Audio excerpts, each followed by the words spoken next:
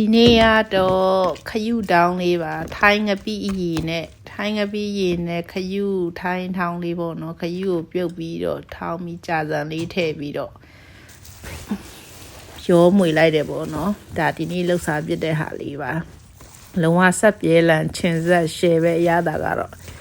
နနမင်းလေးပါထည့်တော့စားပြီးသွေးတွေတောင်တက်နေတယ်ဒါဒီနေ့လှုပ်ရှားတဲ့ဟာလေးပါခရုတောင်းပေါ့ခရုတောင်းကိုကြာစံလေးနဲ့ကိုကြိုက်တဲ့ဟာထည့်တယ်ပေါ့နော်တခွားသီး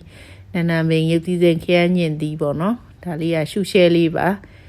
ဒီမှာကကြတော့ဒါငါးနဲ့ငရုပ်သီးစိန်နဲ့ချက်ဖို့မယမ်းများပေါ့နော်မွန်ချက်လေးငါးငရုပ်သီးစိန်မယမ်းများမွန်ချက်လေးချက်ဖို့ပါဒီမှာငါးကတော့ရွှေငါးပေါ့နော်ဒီဘက်မှာသူတို့အဲ့ငါးတစ်ခုပဲစားကောင်းတယ်ကိုယ်စိတ်ကြိုက်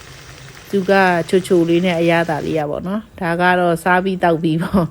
ချက်ပြီးပြီးချင်းဗိုက်ဆက်စာနဲ့စားလိုက်တာပုံရိုက်ဖို့မေ့ပါတယ်ဒါကတော့ဆက်ပြီးတအိုးလုံးကိုစားပြီးတော့တော့ပဲကြံတော့တာပေါ့နော်ချက်စားကြည့်ပါရှယ်ပဲ